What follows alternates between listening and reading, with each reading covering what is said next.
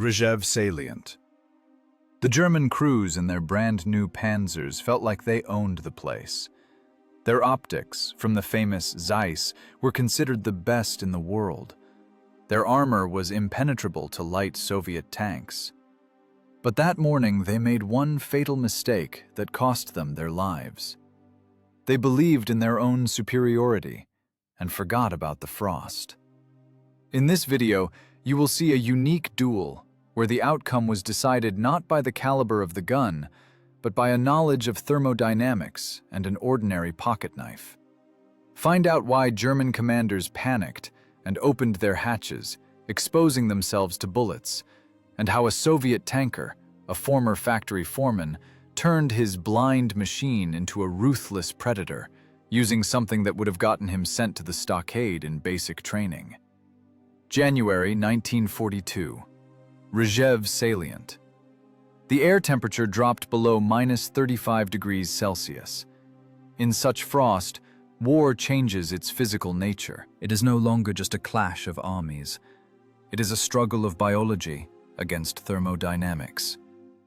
The air here rings like a taut string, ready to snap and lash you across the face. Every breath burns the lungs like a gulp of broken glass. The snow under the tracks doesn't crunch, it screams. Metal changes its structure at this temperature, becoming as brittle as cheap glass. Armor designed to take a hit can crack from a glancing blow in this cold, if there is even the slightest casting defect in the steel. In a deep dugout carved into the frozen, stony earth stands a T-70, a light tank. 9 tons of iron painted dirty white with lime. Right now, it is not a combat unit. It is a snowdrift with a cannon. The crew drove the machine into the hole the night before, while darkness hid their movement from German spotters. They threw branches over the top and sprinkled them with snow. The camouflage is perfect. From 10 paces away, you can't tell it apart from the ordinary terrain. But this perfection comes at a high price. The tank is immobilized. It is a trap, waiting for the beast to step on the spring. Inside the fighting compartment, it is cramped. The T-70 is an ascetic machine, built not for comfort, but for mass production. The crew consists of only 2 men, the mechanic driver and the commander, who also doubles as the gunner, loader, and radio operator. A universal soldier against his will. Right now, they sit in the icy womb, trying not to move unnecessarily to conserve body heat. The tank walls are covered with frost on the inside. If you touch them with a bare hand, the skin will stick instantly, and you will have to tear it off with flesh attached. Tank Commander Kovalev sits on a hard seat, a rolled-up quilted jacket tucked underneath him. He isn't a career military man in the classic sense. Before the war, he was a factory foreman. He knows metal. He feels mechanisms not through regulations, but through his fingertips. For him, a tank is not a symbol of the Red Army's might, but a complex machine working at the limit of its capabilities. He hears the shafts turning heavily, with effort. The twin GAZ-202 engines are idling. They cannot be turned off. If they shut them down now, at -35, the oil in the crankcase will turn into grease, and it will be impossible to start again. The tank will become just a pile of dead iron, a mass grave for 2. The vibration from the engines transmits to the hull, a fine, nasty trembling that sets your teeth on edge. But this trembling is the only thing that says the machine is alive. The smell in the tank is specific, a mixture of burnt gasoline, gun oil, frozen tarpaulin, and human sweat, which becomes sticky and cold in this frost. The ventilation is off so as not to chill the already freezing air. The mechanic driver, a young guy, fidgets in his seat in the front of the hull. He is the coldest. He is sitting practically on the bottom armor plate. The cold seeps through his felt boots, through 2 pairs of foot wraps, and gnaws into his bones. "Comrade Commander," The driver's voice sounds dull in the intercom, with a metallic echo. Water temperature is dropping. Should close the louvers tighter. The wind is blowing everything out. Belay that, Kovalev snaps briefly. His voice is hoarse and cold. If you close the louvers, we will overheat the engines. If we stop, we freeze. Hold the RPMs. Listen to the rhythm. Kovalev knows what he is talking about. The cooling system on the T-70 is temperamental. Two engines working on a common shaft require Joule-like synchronization. If one sneezes, the other will take the load and choke. In conditions where it is an Arctic hell outside, any failure in the lubrication or cooling system is fatal. The grease thickens. Pumps struggle to push it through the system. This is physics. The viscosity of oil at these temperatures increases tenfold. Every turn of the crankshaft is a struggle. Kovalev looks at the breech of the 45mm cannon. The 45. 20 caliber K. A thin barrel that soldiers nicknamed "Farewell, Motherland."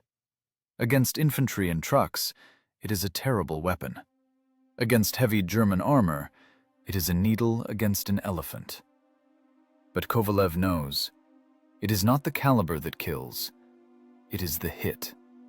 German Panzers have vulnerable spots too.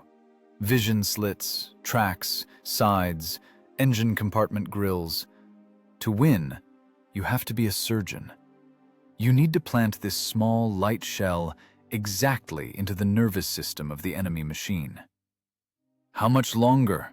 The driver asks again. There is no fear in his voice, only exhausting tension. Waiting for battle is scarier than the battle itself. In battle, reflexes work. In waiting, imagination works. They are coming, Kovalev answers, looking at his watch. The hands are frozen and move in jerks. Recon reported the column moved out an hour ago. The snow is deep. They are moving slowly. Wait. Kovalev wipes the vision slit with his sleeve. The glass is icy. Condensation from his breath freezes instantly, turning into a cataract. He has to constantly rub, breathe to the side, hold his breath. It is an endless cycle of fighting for vision. If you don't see, you are a corpse. In this white silence, among the snow-covered spruces, death comes quickly and silently, until the shot rings out. The forest around stands motionless. Trees dressed in fur coats of snow look like frozen sentries. The silence outside is absolute, dead. Only inside the tank does life hum. This contrast presses on the psyche. You sit in an iron box, cut off from the world, waiting for grey silhouettes with crosses on their sides to appear on the horizon. Kovalev checks the ammo rack. The shells are cold, slippery with grease. Armor-piercing, sub-caliber, fragmentation. Each slug is worth its weight in gold. The loadout is limited. There will be no resupply. They are in an ambush, cut off from the main forces. The task is to delay, tie them down in combat, inflict damage. There was no order to die, but in the casualty reports there is no column for froze while waiting for an attack. Hands, Kovalev mutters to himself. He takes off his mitten and looks at his fingers. They have turned white and lost sensitivity. A bad sign. To work the aiming mechanisms, you need live, sensitive fingers.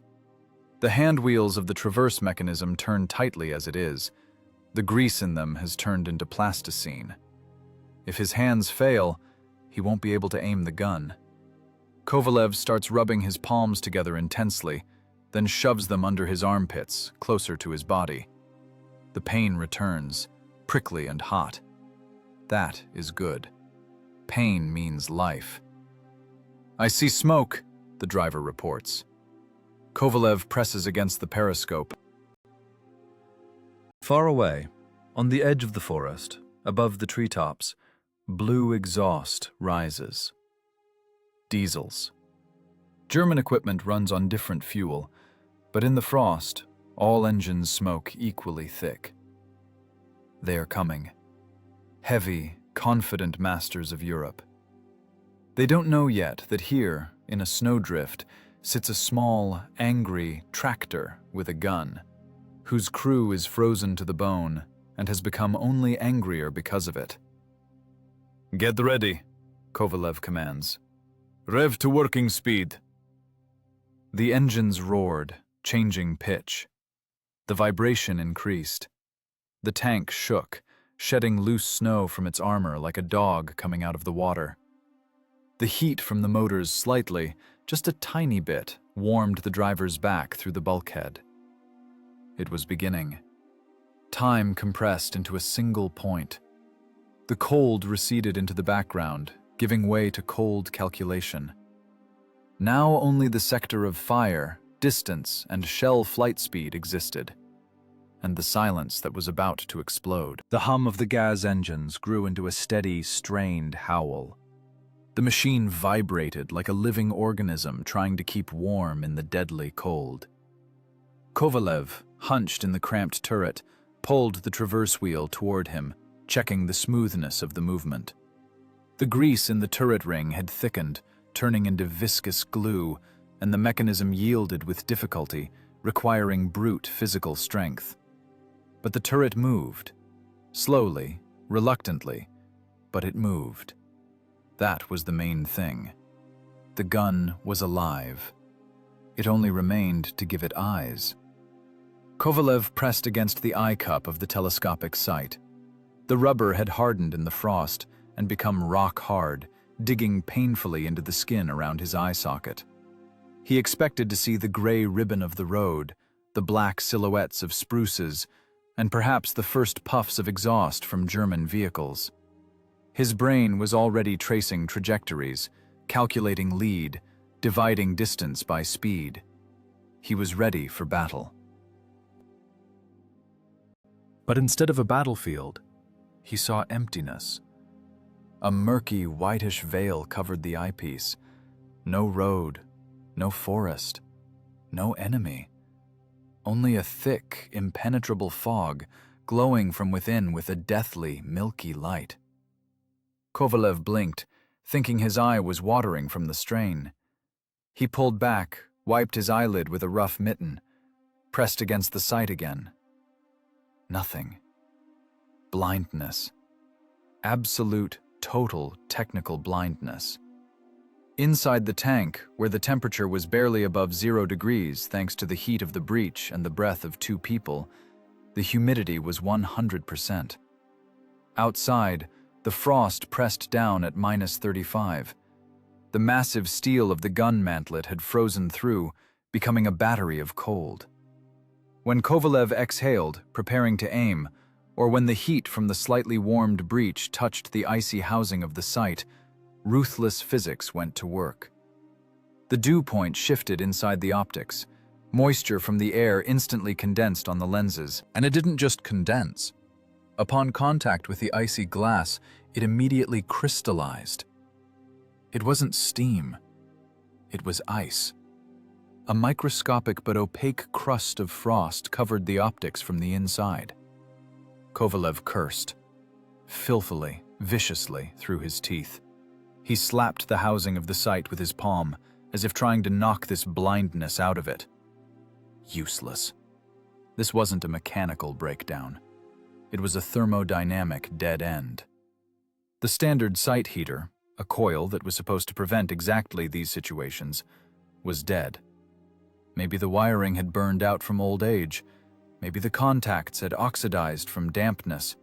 Or maybe the battery just wasn't putting out the necessary voltage in this cold. The fact remained. The anti-fog system had turned into a useless piece of copper. "What is going on, Commander?" The mechanic driver's voice trembled in the headphones. He heard the blow and the cursing. The kid was sitting down below, in his compartment, seeing nothing but levers and the narrow slit of the periscope, which was probably fogged over too. He depended on the commander's eyes, and the commander had gone blind. "Sight," Kovalev dropped briefly. "Ice." Can't see? At all? Like looking into milk. A second of silence. Only the roar of the engines and the growing rumble outside. Now this rumble became distinct. It wasn't just the noise of the wind.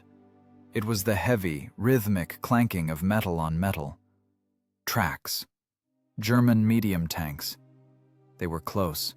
Maybe half a kilometer, maybe less.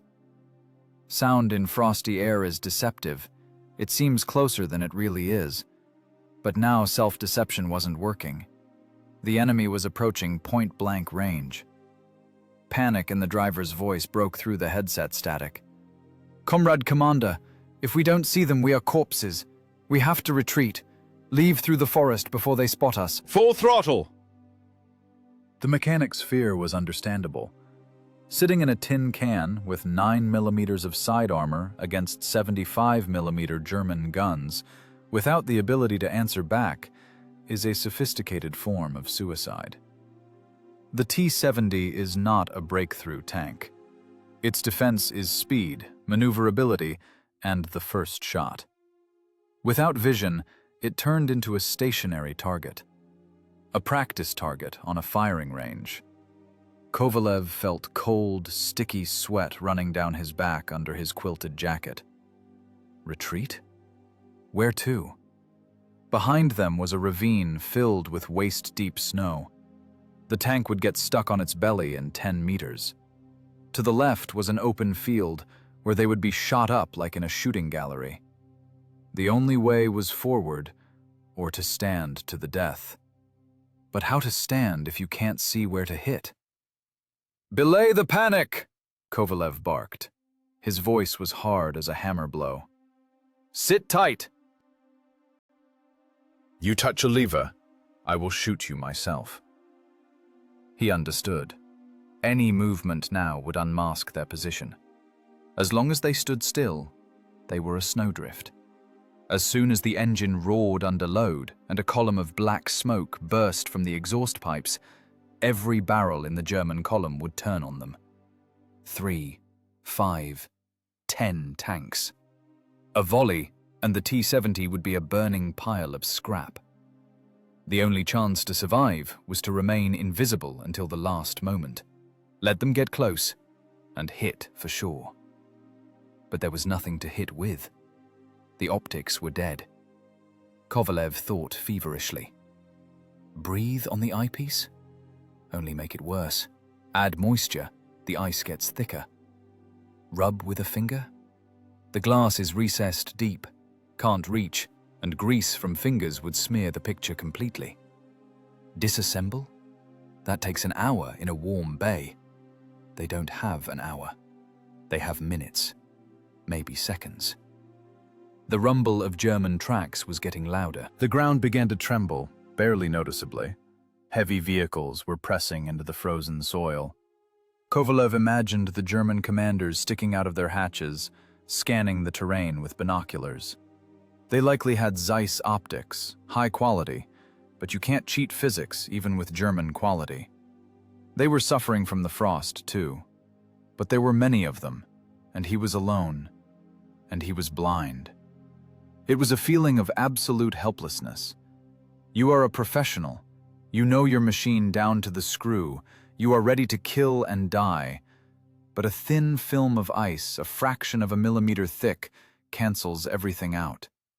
Technology defeated man. Nature defeated war. "Commander, they are close. I hear the clanking." The driver's whisper was breaking into a squeal. "Shut up and listen to my command," Kovalev cut him off. He forced himself to breathe evenly. Inhale, pause, exhale. Panic burns oxygen and time. He needed a solution. Not a regulation one, not a correct one, but a working one. Here and now.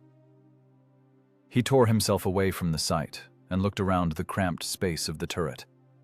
His gaze darted over metal surfaces covered in frost. Ammo rack, breech, radio, personal items. What did he have? Rags? Useless. Screwdriver? too crude. Knife would scratch the lens. The solution had to be chemical. He needed to melt the ice without damaging the glass and keep it from freezing again. His eyes fell on the flask hanging on a hook next to the seat. Alcohol. Technical grade, issued for cleaning radio contacts, but saved just in case. And a can of gun grease, a thick, frozen substance looking like wax. A click in his head. An old factory trick. When the locks on the workshop gates froze in winter, the foreman made a hellish mixture. Alcohol would melt the ice and evaporate the moisture. The oil would create a film that wouldn't let condensation settle again. But mixing them in this cold? The grease was solid. The alcohol was ice cold. There was no time to think. The clanking of tracks was already pounding in his ears. It seemed the German tanks were driving right over his head. Kovalev ripped the flask off the hook. His fingers didn't obey. The cap was frozen shut. He tore the cork out with his teeth, tasting metal and fusel oils. "Hold on," he whispered to himself and the machine. "We are about to see, or we will die sighted." The sharp smell of alcohol hits his nose, overpowering the stench of exhaust fumes and stale foot wraps. In the cramped, frozen space of the turret, this smell seems alien, almost sacrilegious. It is the smell of life, the smell of a hospital, the smell of a celebration. Anything but death clanking its tracks 300 meters away. Kovalev doesn't take a sip. He knows the value of a clear mind.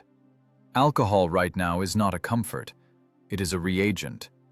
He acts quickly but without fuss. His hands remember. This is the memory not of a soldier, but of a factory worker.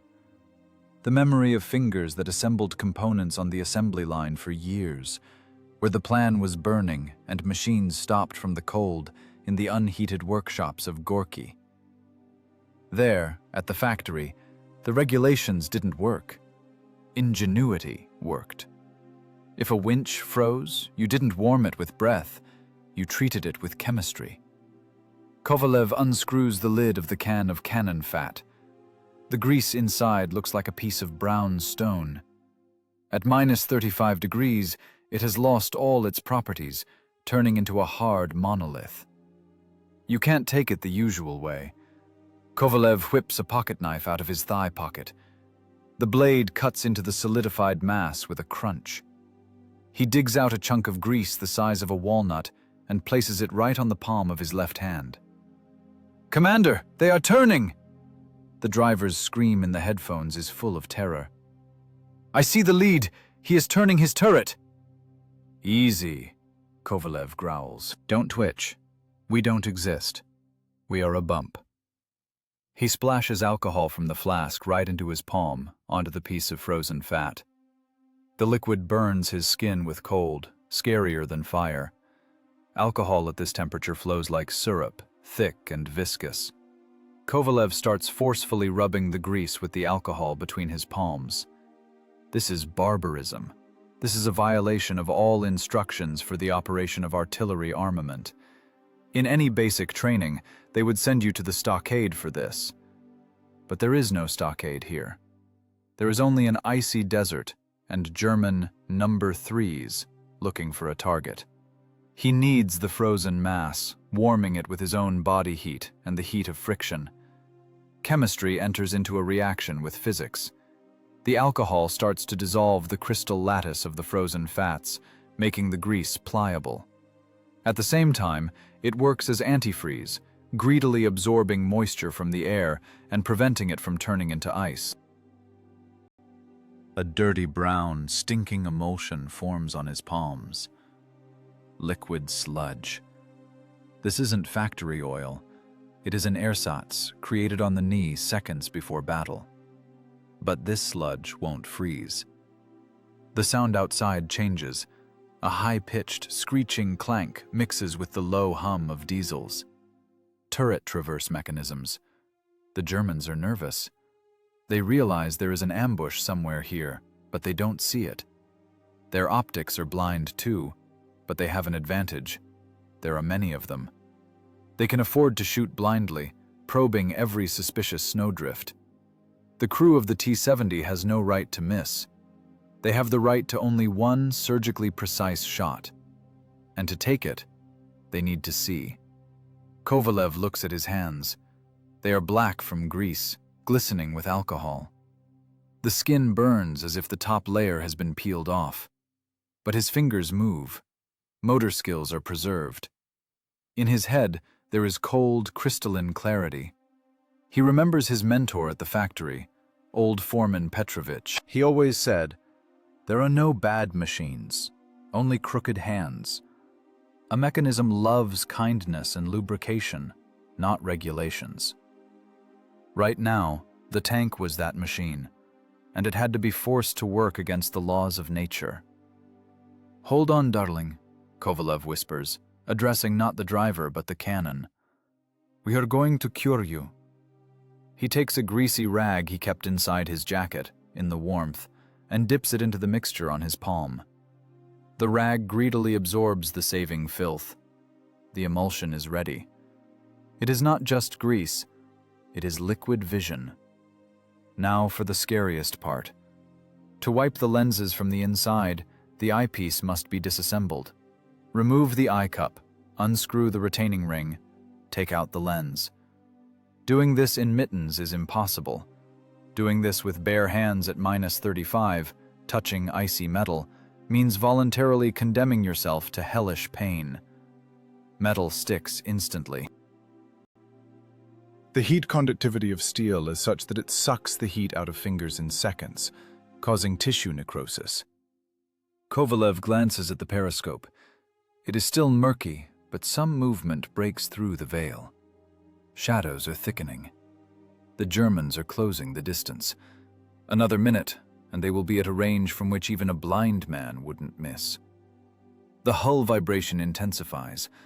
The tank trembles, resonating with the heavy tread of the enemy column. The driver is silent. He has curled into a ball, gripping the levers until his knuckles are white.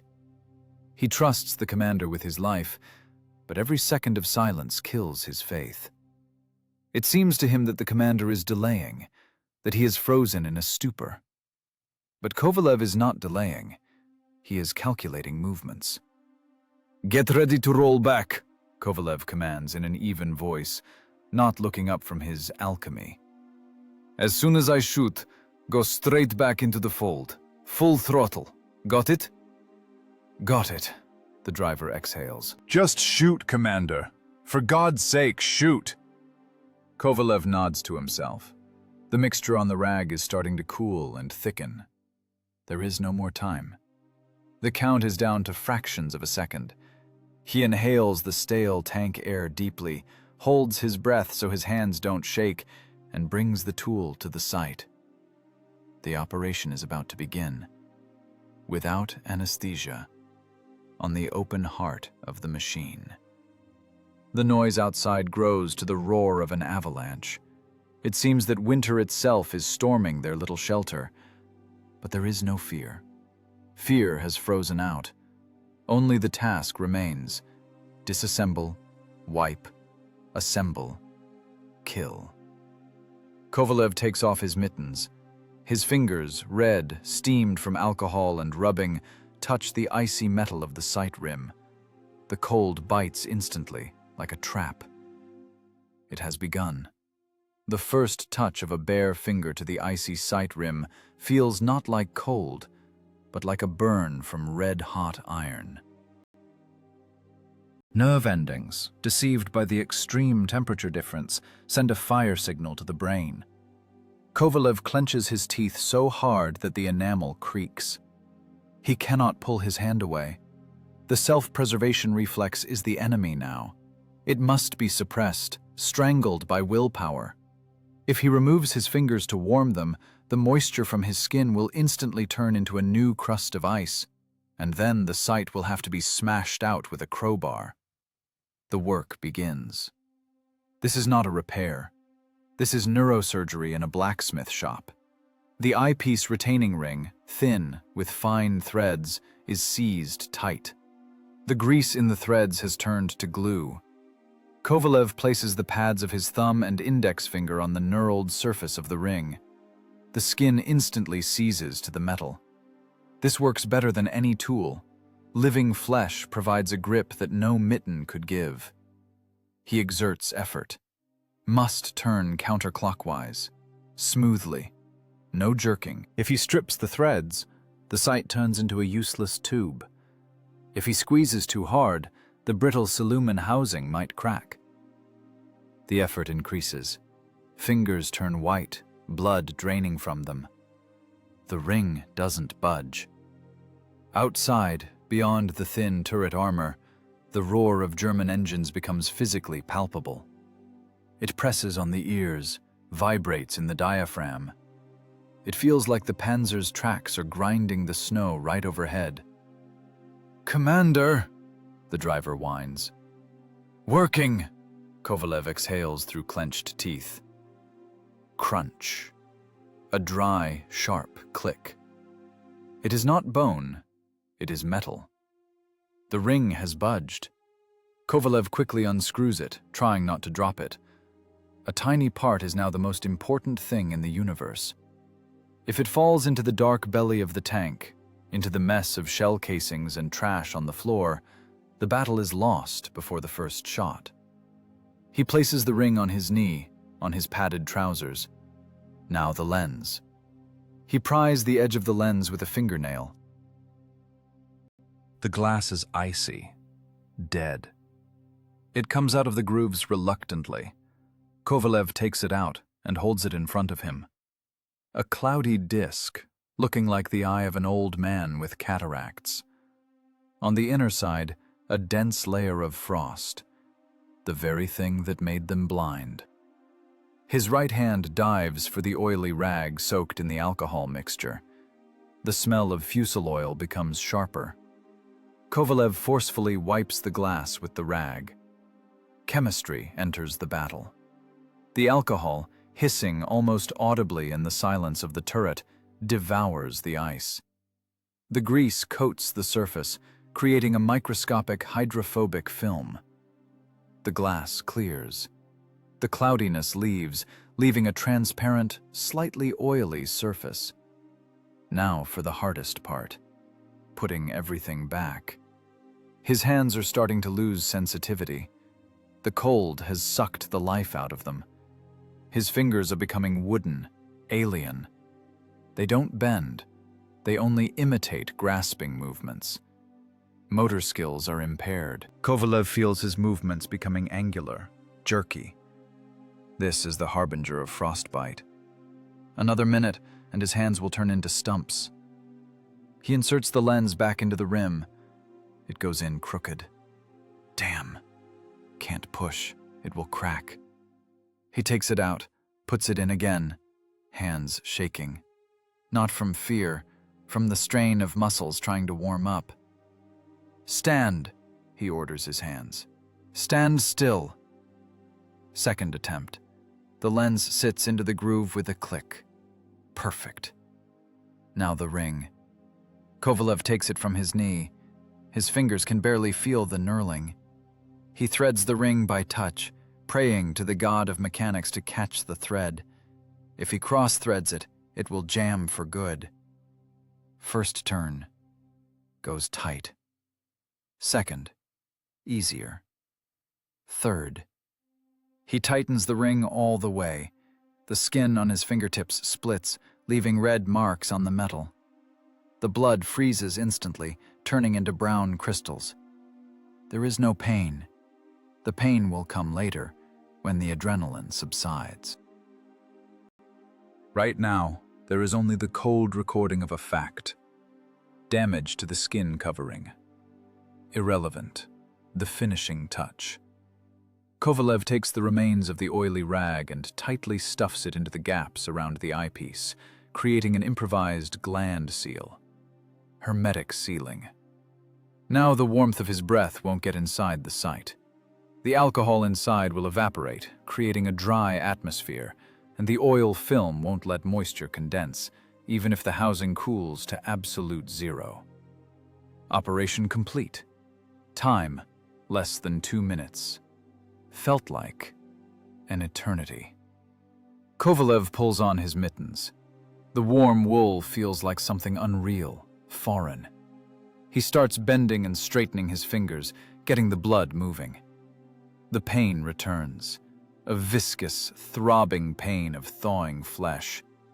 It hits the temples, but it is a good pain. It means the hands work. He presses against the sight. His heart skips a beat. What if it didn't help? What if chemistry didn't work against physics? He looks into the eyepiece and sees the world. The world is crystal clear. The alcohol film gave the image incredible sharpness. He sees every needle on the spruce tree 100 meters away. He sees the chips in the bark.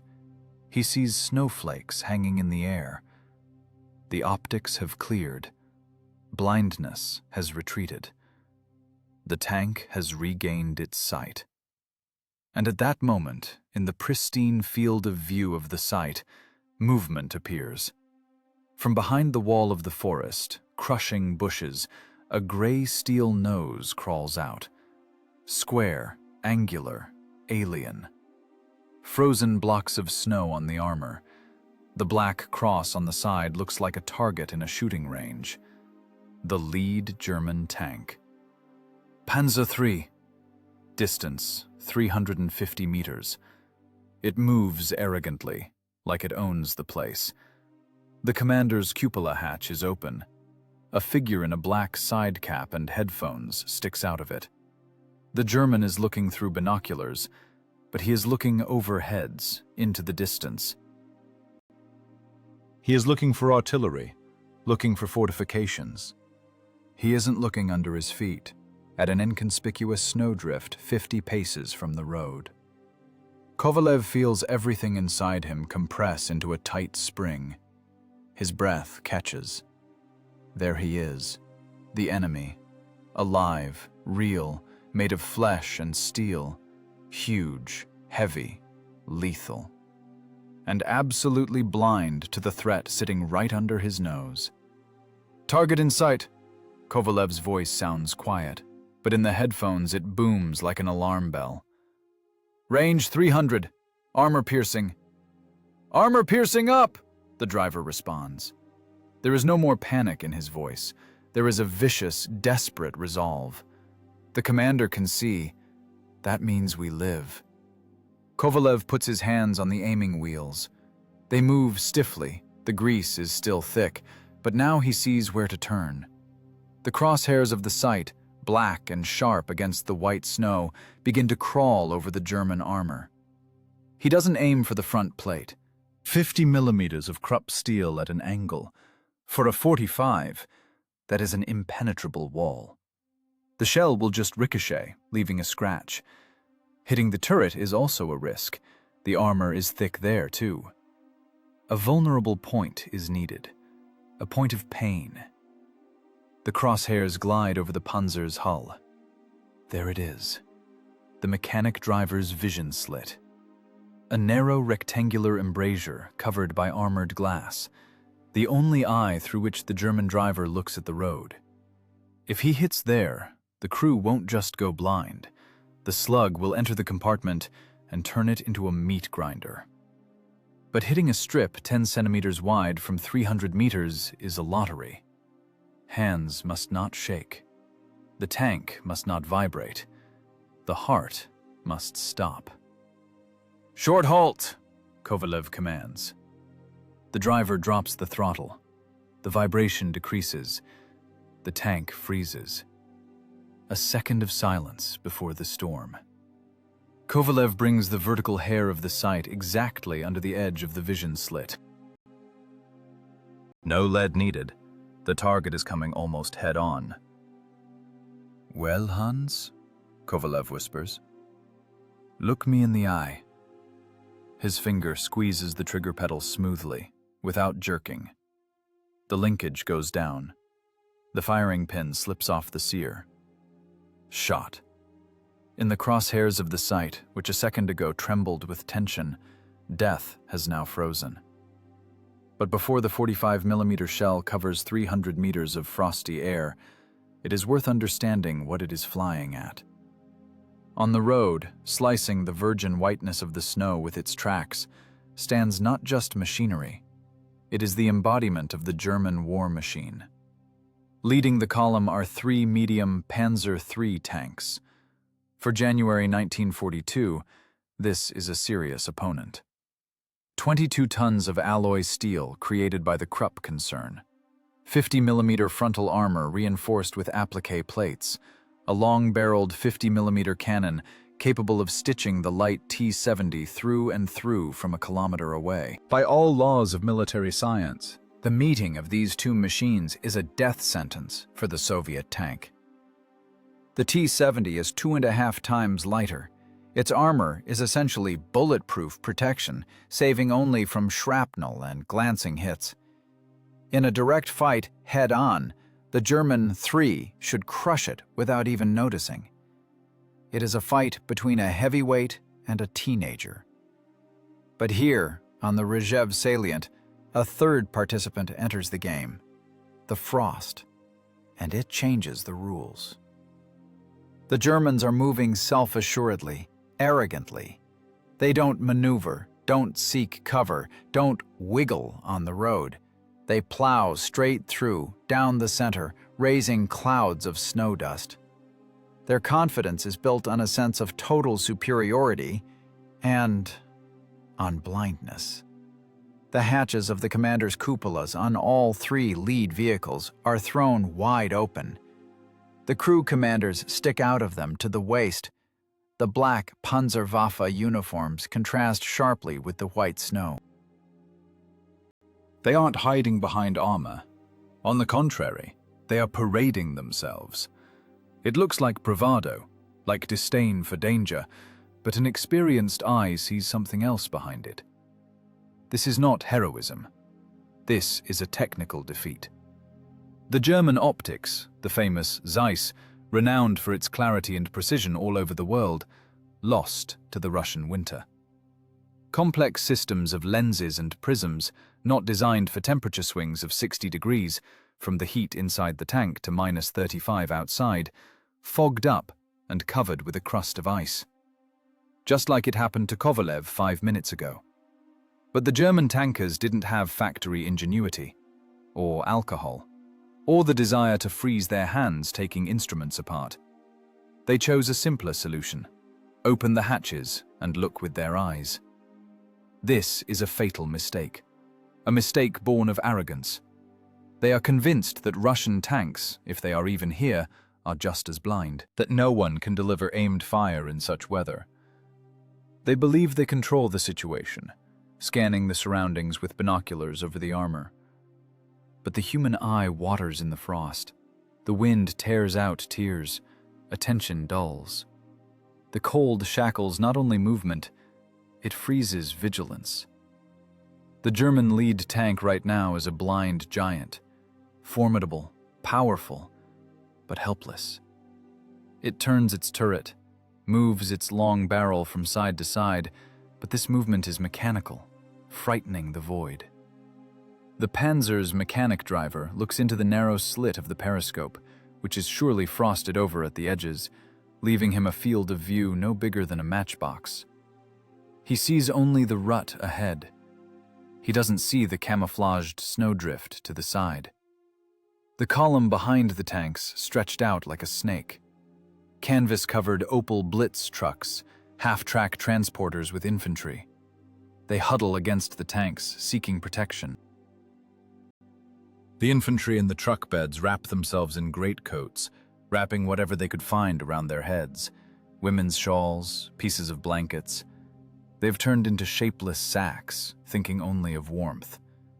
Their weapons are icy. Their fingers don't bend. If a battle starts, they will need seconds just to understand where the shots are coming from, and even more time to force their frozen hands to cycle the bolt. Kovalev sees them all. Through his alcohol-enlightened optics, he sees even the steam escaping from the German lead tank commander's mouth. He sees him bring binoculars to his eyes in black gloves. He sees the self-assured turn of the head. It is a duel between a sighted man and an invisible one. The T-70, small, cramped, trembling from the strain of its engines, has now become the pinnacle of Predator evolution. It has merged with the terrain. Its crew ceased to be humans and became a function of the gun. Fear is gone. Only naked calculation remains. Distance is closing. 300 meters. 280. Details become frighteningly clear. Rivets on the German armor are visible. A spare track link bolted to the front plate for extra protection is visible. But Kovalev knows, this track link won't save them. If he hits the front, the shell will bounce off like a pea from a wall, striking only sparks. The 3's armor is designed for such hits, but every suit of armor has a chink. The mechanic driver's vision slit on the German tank is a rectangle of armored glass. The glass is thick, multi-layered, but it is not steel. It stops a bullet, stops shrapnel, but it won't withstand a direct hit from a 45mm steel slug. And behind the glass is the driver's head and the control levers. Kovalev isn't just aiming. He is calculating the anatomy of the enemy machine. A hit to the vision slit is a guaranteed stop. The tank will stop, block the road for the rest. The column will bunch up. Chaos will begin. And chaos is the only environment in which 2 men in a light tank can defeat a whole company. The German commander in the hatch notices something. Maybe an unnatural shadow among the snowdrifts. Maybe a glint of sun on the muzzle brake. He sharply turns his head toward the caponnier. His mouth opens in a shout of command. His hand reaches for the throat microphone. Too late. Time has stopped for the Germans. For Kovalev, it compressed into the point of the firing pin striking the shell primer. The physics of the shot is already launched. The gunpowder in the casing ignites, creating a pressure of 2,500 atmospheres. The shell tears off the rifling, slamming into the cold air. The sound of the 45's shot, sharp, dry, like the crack of a whip, tears the winter silence. But the German commander won't hear it. The shell flies faster than sound. First, death arrives, and only then the sound of its arrival. Shot. And even before the casing falls to the floor of the fighting compartment with a ring, the history of this battle will be rewritten. The enemy's self-confidence, his open hatches, his disdain for camouflage, all of this will now turn into ash. The ice duel moves into the hot phase, the destruction phase. The barrel of the 45mm gun jerks back sharply. The recoil is short, vicious, like a boxer's punch. Inside the cramped turret, this blow is felt physically. The air compresses, hitting the eardrums despite the headset. The breech clanks, ejecting the smoking brass casing. It falls onto the ribbed floor with a heavy ring, instantly filling the icy space with the acrid, bitter smell of burnt gunpowder. This smell digs into the nostrils, overpowering the stench of alcohol and sweat. It is the smell of war moving from the waiting phase to the action phase. 300 meters distance for an armor-piercing shell flying at 760 meters per second is not even time. It is an instant. Less than half a second. The human eye is incapable of registering this flight. The German commander sticking out of the hatch doesn't even have time to turn his head toward the sound of the shot.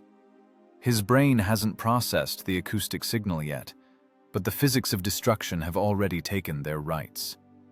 The shell arrives exactly where the hand of the former factory foreman and the alcohol-cleared optics guided it, into the mechanic driver's vision slit. This is not just a hit. It is the collapse of German engineering protection. The triplex armored glass, designed to stop bullets and small fragments, meets 1.5 kilograms of hardened steel slug. The kinetic energy of the impact is colossal. The glass doesn't crack. It atomizes into glass dust. The shell, without losing energy, smashes through the steel frame of the visor. The metal tears like paper. curling inward in spirals. Inside the German tank, hell occurs in a confined space. The slug flies into the driving compartment. The mechanic driver dies instantly. His death is not a movie image. It is cruel mechanics. The shell and a cloud of secondary fragments, pieces of armor, glass, mounting bolts, turn the front of the fighting compartment into a meat grinder. The controls are destroyed. The driver's hands are thrown off the levers by the shockwave and shrapnel. The 22-ton Panzer III behemoth loses control at full speed. The left track continues to turn. The right one locks up. Perhaps the dead mechanic fell on the steering clutch with his body, or debris jammed the transmission. The tank is thrown sharply, violently to the right. The inertia of the huge steel mass forces it to turn almost 90 degrees. The hull lists. The tracks tear up the snow, raising a white wall mixed with mud. The German commander, who a second ago was arrogantly surveying the horizon, flies chest first onto the rim of the hatch from the inertia. The impact against the armor coaming breaks his ribs. The binoculars fall from his hands and fly into the snow. He is still alive, but stunned, disoriented, and understands nothing. His ideal war is over. Chaos has begun. The tank freezes across the road. The Maybach engine stalls, choked without fuel delivery. Now it is not a combat vehicle. It is a barricade. A pile of dead metal blocking the path for the entire column. "Hit!" Kovalev breathes out. No emotions, just recording the result. Inside the T-70, there is no time for joy. The semi-automatic breech clanks, opening. Kovalev, acting like an automaton, grabs the next shell from the rack. The shell is icy. Fingers stick to the casing, but he tears it from the mount with a jerk. Hands work faster than thought. Ram the shell into the chamber. A slap with the palm. The clank of the breech wedge. The gun is ready. "Back up!" Kovalev shouts. The mechanic driver of the T-70 reacts instantly. He was waiting for this command. His foot presses the gas pedal. Hands yank the levers. The gas engines howl at maximum RPM. The tank jumps back into the depths of the dugout, hiding behind the snow parapet. In the same second, the spot where the Soviet tank's turret just stood is ripped apart by a burst of German machine gun fire. Tracer bullets click against the frozen ground, knocking down camouflage branches. The Germans have woken up. But they are shooting at emptiness. The ghost is no longer there. Panic begins on the road. The second tank in the column, following the disabled leader, brakes sharply. The tracks lock. The machine skids on the ice, barely missing the rear of the front one. The third tank tries to go onto the shoulder, but the snow is deep there. The trucks behind bunch up. Drivers slam on the brakes. Vehicles collide bumpers. The formation has crumbled. The German Ordnung, order, is destroyed by one precise shot. Kovalev sees the result of his work through the sight. The lead Panzer stands motionless. Thick, black smoke is pouring from the open driver's hatch, or what is left of it. It is not the engine. It is wiring burning, or oil in the transmission inside the driving compartment. A black trail rises into the crystal-clear blue sky, staining it with soot. "45 caliber, whispers Kovalev, pressing against the eyepiece again. "Peas, you say? Depends on where you hit." He sees everything crystal clear again. The alcohol mixture keeps the optics transparent. The lenses aren't fogging. The T-70 is ready to strike again. The second German tank starts rotating its turret. Chaotically, nervously. It is looking for the enemy. Its long barrel scours the edge of the forest. The snow drifts. But it is blind. Its optics are still frozen. The German gunner looks into murky glass, trying to guess the flash of the shot. But there is no shot. The T-70 is silent, hidden by the folds of the terrain and white paint. Kovalev understands. The hardest part starts now. The element of surprise is used. The enemy knows he is here. Now it's not a shooting gallery execution. Now it's a maneuver battle. A dance with death on ice. One against a whole pack. "Go forward, left, behind the hillock," Kovalev commands. "Changing position. Don't stand still, you will freeze." The little tank tears off from its spot. Light, nimble, it doesn't crawl, it glides over the snow. The engines, twin automotive sixes, don't possess the power of a tank diesel, but they give the T-70 frantic acceleration. The tank pops out of the dugout and rushes along the forest edge, changing the angle of attack. The Germans open fire. The roar of 75mm guns splits the air. Shells burst where the T-70 was a second ago. Explosions raise pillars of frozen earth and snow, black fountains on a white background. Shrapnel whistles over the armor, clicking on the hull like hail. But this is unaimed fire. This is the fire of fear and rage. They are firing at areas, hoping to cover the invisible enemy. Inside the T-70, it shakes so hard, teeth chatter.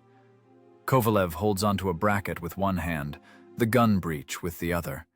His gaze is glued to the periscope.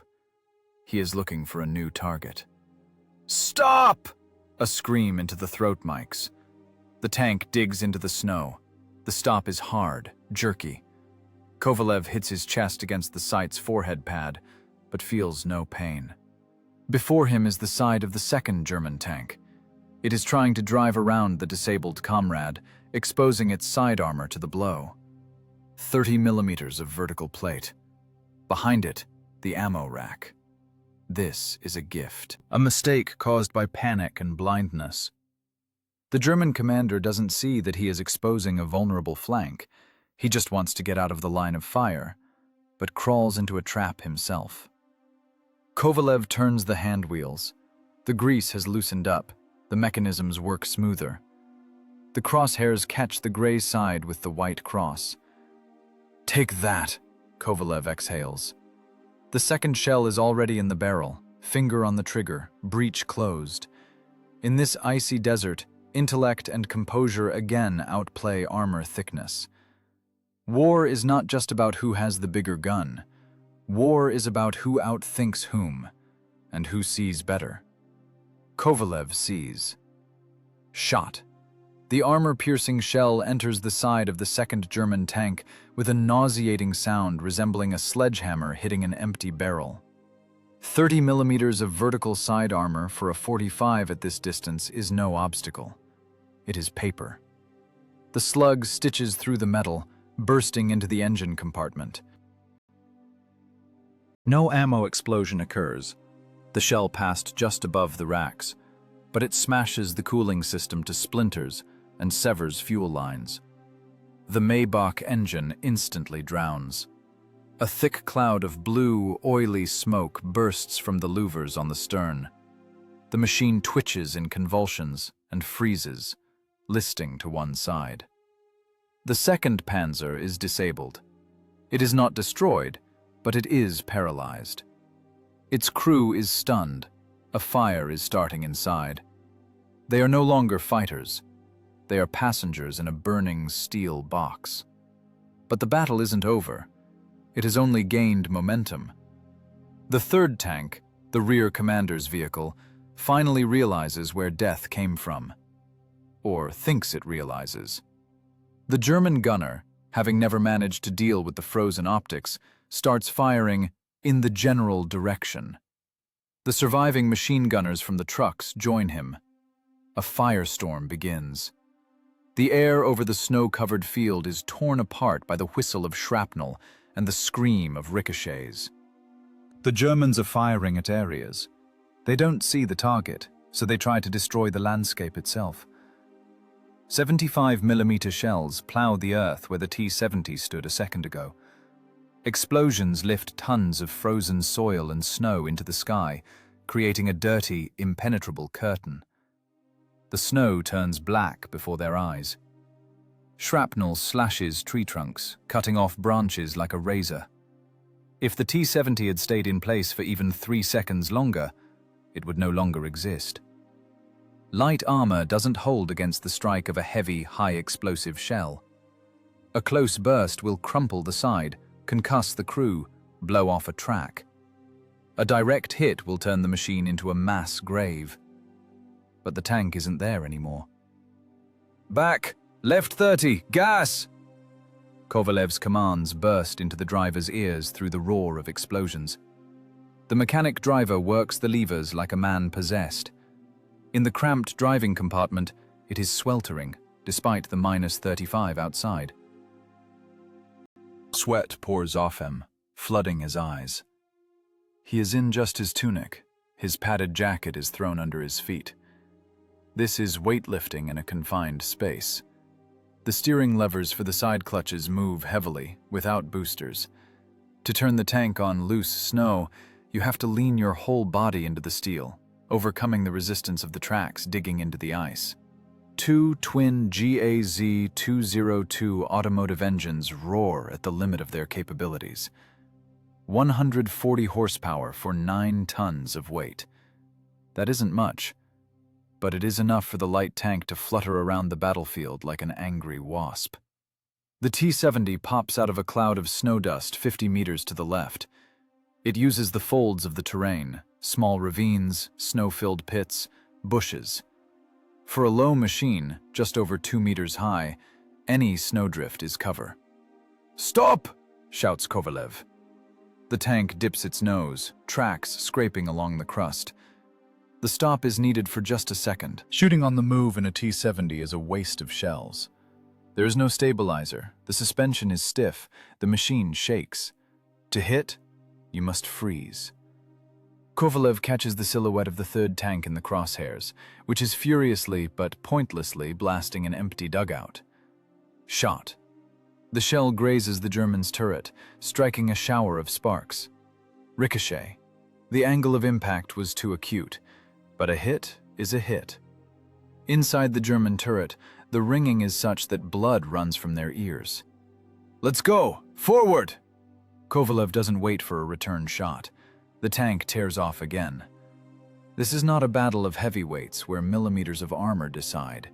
This is a duel for survival, where speed is the only defense. The T-70 doesn't tank damage, it bites and vanishes. It is a ghost tank. The Germans are furious. They don't understand the logic of the Russian tank's movements.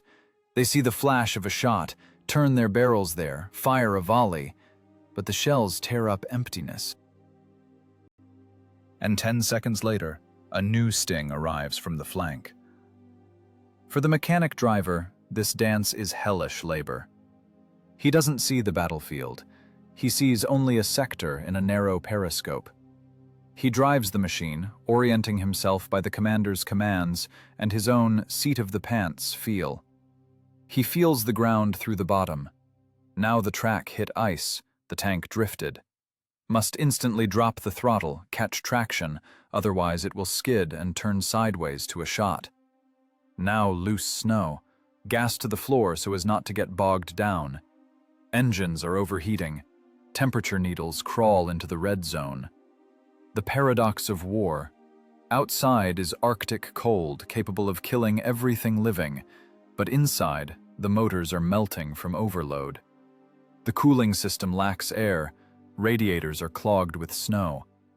But slowing down is impossible. Stopping is death. "Right, into the hollow!" commands Kovalev. The tank dives into a shallow hollow, hiding from the view of German gunners almost completely. Only the turret sticks out above the snow. This is an ideal position for firing hull down. The hull is covered by earth. Only the gun and observation devices are visible. Kovalev, despite the wild shaking, maintains icy calm.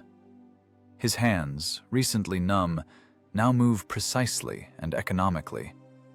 He reloads the gun. The casing flies to the floor. New shell in the breech. Click of the bolt. In this chaotic movement, there is its own cruel mathematics. Kovalev keeps the battle scheme in his head. First tank, stopped. Second, stopped and smoking. Third, alive, snapping back, but lost orientation. Infantry, pinned down in the snow by fear and cold. Trucks, easy prey, but can't waste shells on them now. The main enemy is the 3rd Panzer. This battle turns the very concept of tank tactics inside out. The T-70, created as an infantry support tank, is forced to play the role of a tank destroyer. And it is succeeding. Not thanks to caliber, but thanks to the fact that its crew, despite the hellish cold, retained the ability to think.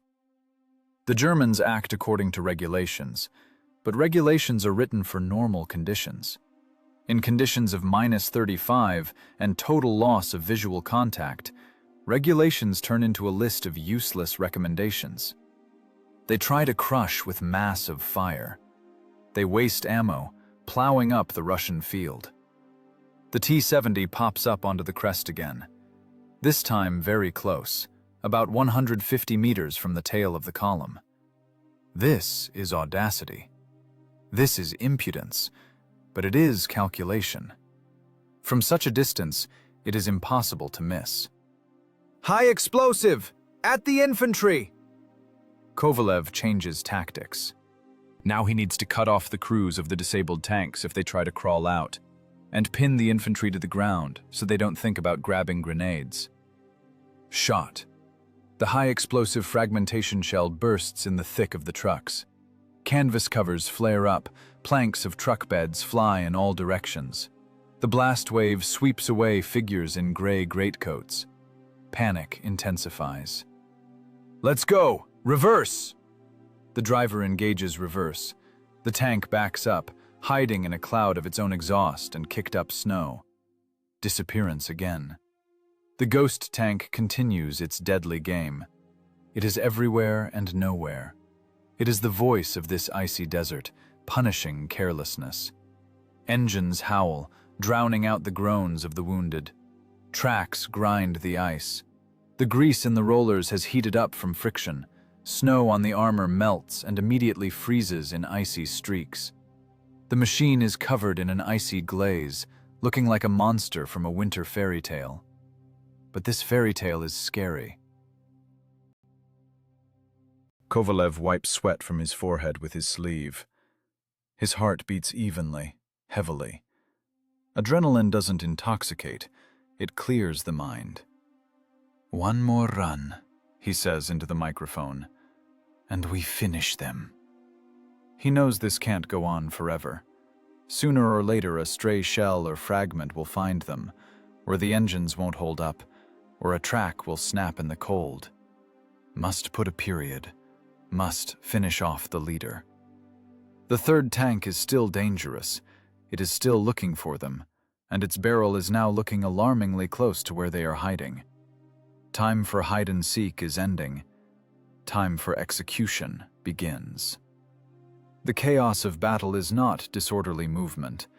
It is an equation with many variables that must be solved in real time. The German column is smashed, formation broken, but the enemy is still alive and mortally dangerous. A wounded beast bites harder. The tank that Kovalev damaged with a shot to the engine compartment hasn't died completely. Its engine stalled, but inertia and the crew's anger still keep the machine in the game. The Panzer's turret continues to rotate, slowly, in jerks. Apparently, the traverse drive hydraulics failed, along with the engine, and the gunner is turning the handwheel manually, choking from strain, and the smoke filling the fighting compartment. His goal is to find the offender, find and destroy. The long barrel of the 75mm gun, looking like the pointing finger of fate, gropes along the horizon. It passes the T-70's cover, returns, hesitates. The German gunner doesn't see the target. He tries to guess it intuitively, by flashes, by sound. If he guesses, the 9mm armor of the Soviet tank won't save them. One lucky shot on sound will turn Kovalev's crew into ash. Kovalev understands this with crystal clarity. He has no time for maneuver. The tank is standing in a hollow, tracks deep in snow. To jump out takes time, and the enemy barrel is already looking almost point blank. Only one thing remains. Deprive the enemy of the last chance. Deprive him of sight. Permanently. "High explosive!" commands Kovalev. "No, belay that! Armor piercing! Hit the eyes!" This decision is not emotional, but engineering. Punching the turret front is pointless. Trying to hit the barrel is a lottery. But optics are the glass eyes of the steel monster. They are vulnerable. If you knock them out, the tank turns into a blind box with terrified people inside who don't know where to shoot or where to drive. Kovalev aims the crosshairs at the Panzer's commander's cupola. There, around the perimeter, are observation devices, vision blocks. Thick blocks of multi-layered glass through which the tank commander sees the battlefield. Right now, this is the only thread connecting the Germans to the outside world. Distance 150. Sight constant. Kovalev's hands work with frightening precision. The trembling is gone. Only fixation remains. He sees through the alcohol-cleared sight how the glass of the enemy vision block glints. It is a small, tiny target, a rectangle the size of a palm. Shot. The tank shudders. The casing falls to the feet with a ring. On the turret of the German tank, a small, local catastrophe occurs. The 45mm slug hits exactly the commander's cupola.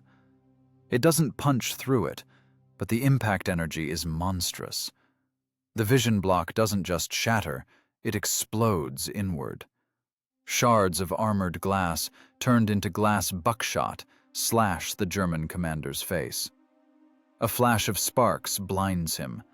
The Panzer's turret freezes. Rotation stops. But the tank is still alive. Now the mechanic driver, or whoever replaced him, takes over. He tries to turn the entire hull of the machine to present the thicker frontal armor, or get out of the line of fire. Tracks scrape the ice. The tank jerks, trying to execute a pivot turn. "Again!" Kovalev growls. "That one! The side one! Left!" He methodically, like a surgeon removing metastases, targets the next observation device. The radio operator gunner's vision slit. Another eye. Second shot. The shell hits the applique armor plate right next to the vision slit. The impact is of such force that the welds burst. The vision block flies out of its mounts into the tank, striking the gunner in the chest. Vision is blocked by mangled metal. Now the German tank is absolutely blind. Inside, panic reigns. The crew is concussed by blows against the armor. They are in smoke, in darkness, glass shards digging into skin. They don't know where the shots are coming from. It seems to them they are surrounded on all sides. The horror of a confined space, multiplied by the inability to see the enemy, breaks the psyche faster than direct fire. The Panzer's mechanic driver, blinded and disoriented, makes a fatal mistake. Trying to save himself, he stomps on the gas pedal and yanks the left lever toward himself. He wants to turn around and go back, retrace his steps. But he doesn't see the road. He doesn't see that he is on the very edge of the embankment, icy and steep. 22 tons of steel come into motion. The left track locks, the right one digs snow. The tank lurches sharply to the left. The rear of the machine swings out beyond the roadway. The track hangs in the air, losing traction. Physics is merciless. The center of gravity shifts. The tank starts sliding into the ditch. Slowly, as if reluctantly, the heavy machine lists to the side. "Look! Look, you bastard!" the T-70 driver shouts, forgetting subordination. In his voice, a vicious, almost hysterical excitement.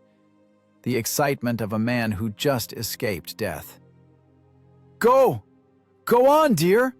Kovalev doesn't shout. He watches through the sight. He sees the German tank losing its balance. The tilt angle becomes critical. 30 degrees. 40. Gravity takes its toll. The huge carcass of the Panzer tips onto its side, and then, with a crash that seems to shake the earth, flips upside down. The impact on the bottom of the ravine is terrible. The turret is crushed into the ground by the weight of the hull. The long gun barrel bends, tearing into the frozen earth. The tracks, deprived of support, continue to spin in the air with a wild, howling clatter, throwing clumps of mud and snow. This is the agony of the mechanism. The tank, which a minute ago was the pinnacle of German technical thought, has turned into a helpless turtle flipped on its back. Now it is not a weapon. It is a steel coffin. Getting out of an overturned tank, when hatches are pressed to the ground or blocked by the machine's weight, is practically impossible. Especially in the frost, when hands don't obey and burning fuel starts spilling inside. "Done," states Kovalev. His voice is dry, devoid of triumph. Just a mark in the combat log. -2. He tears himself away from the sight. Eyes hurt from strain. Back is wet. Hands are shaking, now from the come-down. Adrenaline begins to recede, giving way to leaden fatigue. "Reload," he commands. "One left, the main one." In the fighting compartment of the T-70, the smell of burnt gunpowder is so thick it tickles the throat. The floor is strewn with spent casings that the tankers roll under their feet. It is incredibly cramped. But right now, this tightness feels cozy. The armor that seemed like cardboard held up. Ingenuity defeated brute force. Alcohol and grease defeated Zeiss. Kovalev understands. This wasn't just a shot. It was an intellectual destruction. He didn't butt heads with the German. He deprived him of information. He turned off his lights. And in the dark, any beast, even the strongest, becomes a victim. "Third one leaving?" asks the driver, peering into the murky periscope. "No," answers Kovalev, pressing against the eyepiece again. The third one is backing up. He realized things are bad, but he won't get away. We won't let him. The third tank, the last of the Holy Trinity, indeed began moving back. Slowly, carefully, not exposing its sides. It is retreating, covering itself with the smoke from its disabled comrades. Its commander, apparently more experienced or luckier, decided not to tempt fate. But Kovalev has already found his rhythm. His brain is working like a ballistic computer. He sees the trajectory. He sees the lead. "Subcaliber," he commands. "Now we'll touch his engine." The battle moves to the final stage, hunting the leader. The third Panzer, the commander's vehicle, is backing up. This movement is unnatural, humiliating for heavy combat equipment. A tank created for breakthrough and domination now resembles a crayfish clumsily crawling back into a hole. The German mechanic driver holds high RPMs, trying to get the machine out of the kill zone faster. But the reverse gear on the 3 is not designed for racing. The tracks slip, throwing up fountains of snow crumbs. The German tank commander, apparently retaining the remnants of composure, does not expose his side, keeping the frontal armor strictly on the threat, trying to hide behind the smoking carcass of his hit comrade. But he doesn't account for geometry. Kovalev in his turret is calm as a boa constrictor. The adrenaline shakes have passed, replaced by icy calculation. Right now, he is not a man. He is part of a ballistic computer. His brain automatically builds a velocity triangle. Target motion vector, shell flight vector, meeting point. Subcaliber. This command is already executed. In the breech lies a spool, a BR-240P shell. Light, predatory, with a tungsten carbide core. It is not a sledgehammer like the armor-piercing, and not a hammer like the high-explosive. It is an awl. At ranges over 500 meters it is useless. It loses speed and energy. But here, at 150 meters, its trajectory is as straight as a laser beam.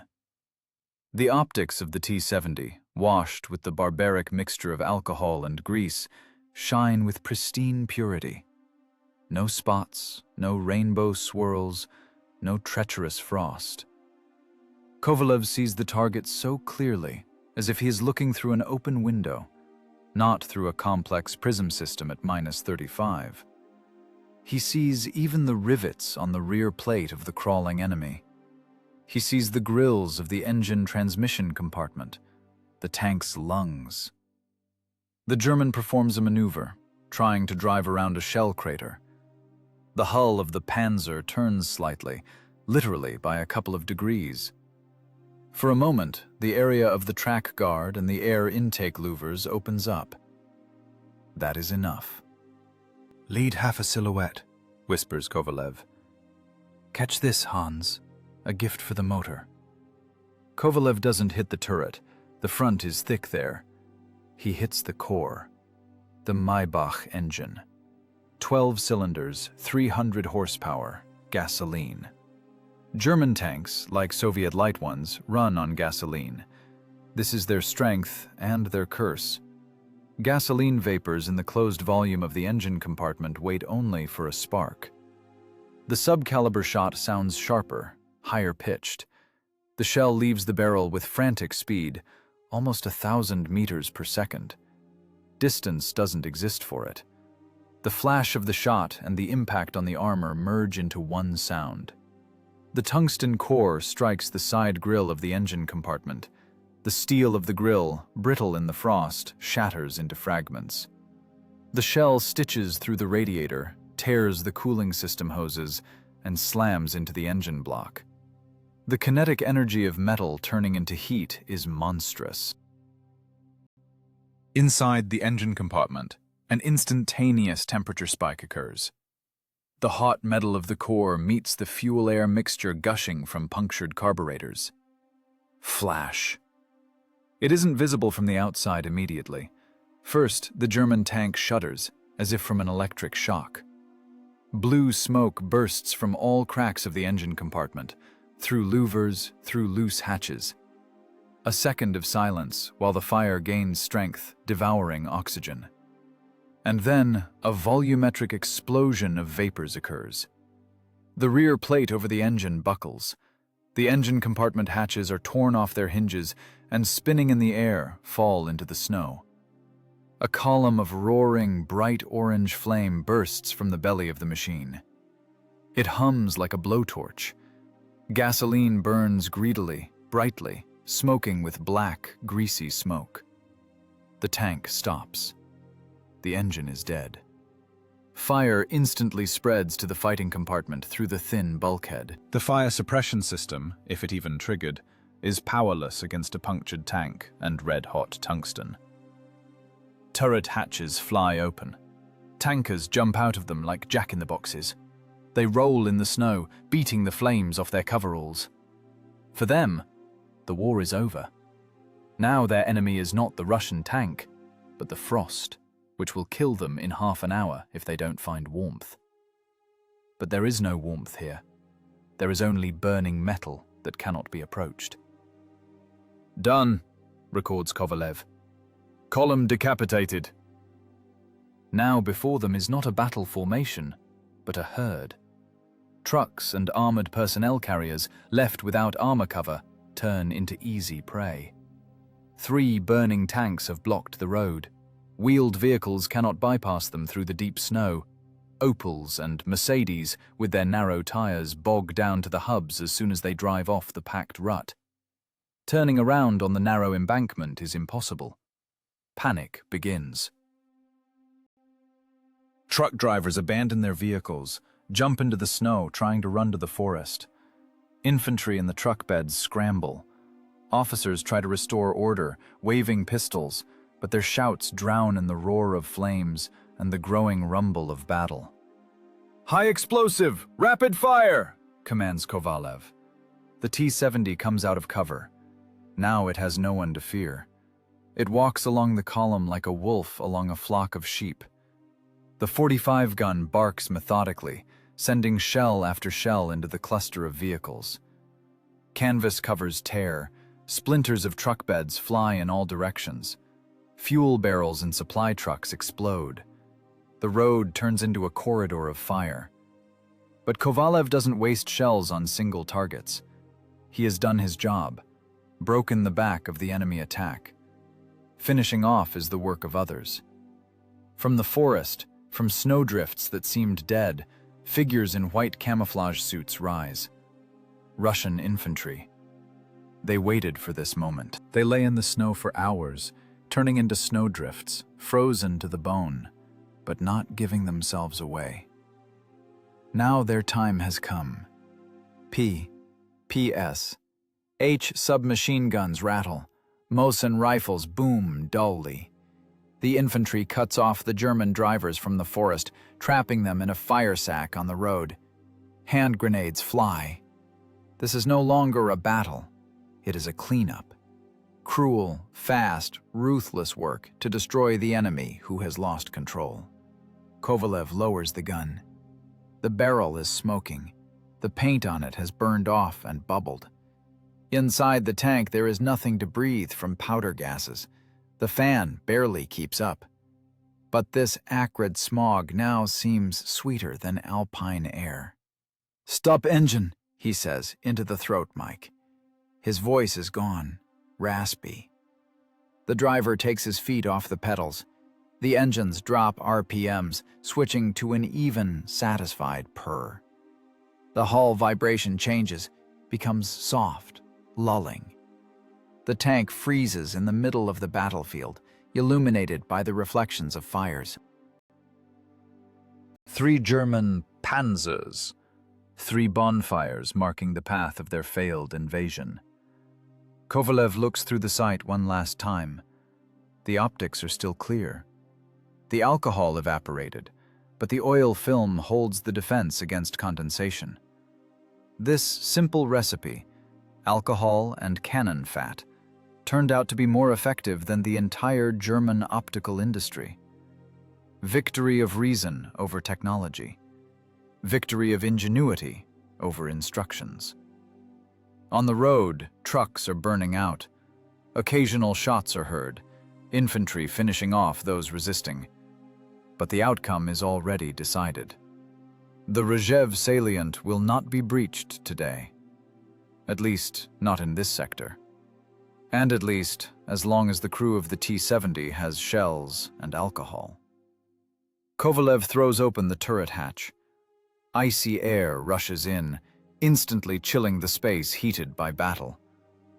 But this cold is no longer scary. It is the cold of winners. He greedily swallows the frosty air, feeling the tension in his shoulders release. "Alive," the driver says simply, leaning back in his seat. "Alive, Commander." The column is destroyed. The task is completed. Only remains to collect trophies and get warm. But the war hasn't gone anywhere. It just took a pause to count the dead and prepare new ones. Kovalev wipes his hands with a rag. They are black from soot and grease, trembling with a fine tremor. But these are hands that just stopped a steel avalanche. He takes out of his pocket that very oily rag he used to wipe the sight. A dirty, smelly piece of cloth. Right now, it is more precious than any banner. Because it was exactly it, paired with a flask of alcohol, that became that wonder weapon newspapers don't write about. Is there any alcohol left, Commander? The driver suddenly asks, with hope in his voice. For cleaning contacts, there is, Kovalev chuckles. But internally, only after reporting to HQ. The law is the law, even in war. The silence covering the battlefield seems heavier than the roar. It presses on the ears, rings in the head, deafens with its sudden arrival. A minute ago, steel was tearing here, motors were howling, and people were screaming. And now only the crackling of fire and the whistle of wind in torn wires are audible. The battle ended as abruptly as it began. Death collected its harvest and retreated into the forest to digest the prey. Thick, greasy smoke rises over the road. 3 German tanks, the pride of the Wehrmacht, masterpieces of Krupp and Daimler-Benz concerns, have turned into funeral pyres. They burn hot, melting the snow around them into black mud. The smell of burning, mixed with the aroma of burnt rubber and the sweetish scent of burnt meat, clogs the lungs. It overpowers even the frosty freshness of January. It is the smell of victory, but there is nothing solemn in it. It is the smell of hard, dirty work done to the end. Kovalev sits in the T-70 turret, leaning back against the gun breech. He is shaking. It isn't fear, it is physiological recoil. The adrenaline that kept the organism in superhuman reaction mode for half an hour burned out without a trace, leaving behind emptiness and leaden fatigue. Muscles, overstrained from working with stiff mechanisms, now ache, filling with heaviness. Hands shake with a fine, nasty tremor that cannot be stopped by willpower. He slowly, with effort, pushes the hatch overhead. The metal is frozen shut, but yields. Icy air bursts into the fighting compartment like an avalanche, instantly chilling the microclimate created by powder gases and human breath. Kovalev pulls himself up and climbs out. The world outside seems unnaturally bright and sharp. After the gloom of the turret and the strain of battle, the whiteness of the snow cuts the eyes. He sits on the edge of the hatch, dangling his felt-booted legs inside. The cold immediately starts probing his sweat-soaked tunic, but Kovalev doesn't notice. He looks at his hands. Palms black from soot, grease, and carbon fouling. Skin on fingers is scraped, bleeding, but the blood has already baked into a crust. In his right hand, he still clutches the piece of rag. That very dirty rag soaked in alcohol and cannon fat. A simple piece of cloth worth less than a cartridge. But it was this piece of cloth that decided the fate of the battle today. Not armor, not caliber, but this rag. Kovalev doesn't throw it away. He carefully, almost tenderly, folds the oily rag and hides it in the breast pocket of his tunic, closer to his heart. Not as a talisman. In war, there is no place for superstitions. They don't save you from shrapnel. He hides it as a tool. Tomorrow there will be a new battle. Tomorrow it will be -35 again. And this rag will be needed again. This is professionalism, keeping what works. Infantrymen pass by the tank. Fighters in white camouflage suits, looking like ghosts. They walk wearily, hunched over, dragging rifles through the snow. They walk past burning German machines without lingering their gaze on them. A dead enemy is not interesting. A dead enemy is just landscape. One of the fighters, an elderly sergeant with a frost-bitten face, stops near the T-70. He looks at the small, homely machine, which looks like a toy compared to the smoking carcasses of the Panzers. He looks at the holes in the German armor, looks at Kovalev sitting on the armor. "Clean work, Commander," the sergeant says hoarsely. No smile, no pathos, just a statement of fact. "Like in a pharmacy." Kovalev nods silently. He doesn't need words. In this short nod is all the recognition he needs. The infantry knows the value of tank support. If the tanker did his job, the infantry stayed alive. It is a simple and honest barter. Kovalev takes out a cigarette. Matches break in unbending fingers. The sergeant holds out a lighter. A light flares up, illuminating tired faces. Kovalev takes a drag, and the tobacco smoke seems the tastiest thing he has ever tasted in his life. He looks at the battlefield not as a winner, but as an engineer inspecting an accident site. He sees the anatomy of what happened. The Germans didn't lose because they had bad tanks. The Panzer III is a magnificent machine, reliable, comfortable, powerful. They didn't lose because they were cowards. They went into the attack standing full height in their hatches. They lost because they forgot the main law of war. It is not the machine that fights, it is the man. They trusted the manual. They believed that German optical quality was stronger than the Russian winter. They didn't adapt.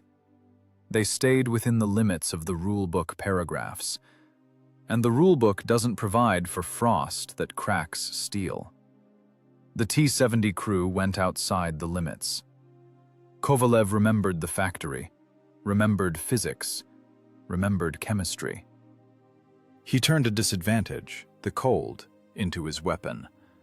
He made the tank an extension of his will. He mixed alcohol and grease to see when others went blind.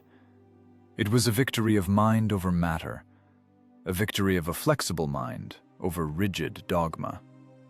In the icy desert where technology dies, the one who knows how to think outside the box survives. The one who understands, a tank is just a pile of iron until a crew breathes life into it.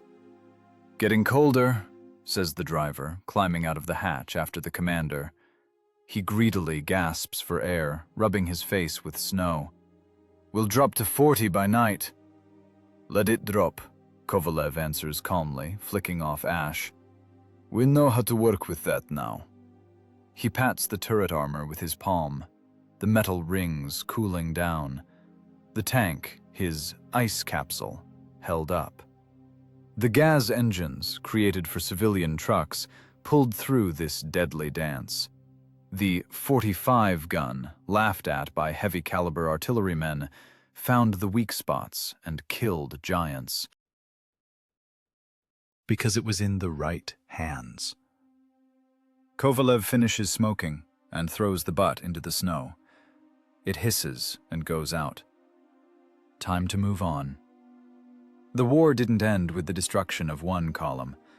Ahead are still hundreds of kilometers of snow, thousands of German tanks, and an endless winter. But now there is no fear. There is an understanding of the mechanics of the process. There is an algorithm for victory. Just need to keep the optics clean. And the head cold. "Mount up," Kovalev commands. His voice sounds firm, like a bolt carrier. "Check fluid levels. Reload ammo." He descends back into the iron belly of the tank, down to where it smells of oil and life. A weapon is not just steel, calibers, and armor thickness. The most terrible weapon is intellect, multiplied by the determination to survive. And as long as the head works, as long as hands remember the craft, and in the pocket lies an oily rag, this little tank will be scarier than any Tiger armada. The hatch slams shut. The engines sneeze and start their even, confident song again. The T-70 turns on the spot, kicking up snow dust and leaves into the forest, dissolving into the white silence, leaving behind the burning carcasses of enemy overconfidence, who never understood who killed them and how. The ice duel is over, but the work continues.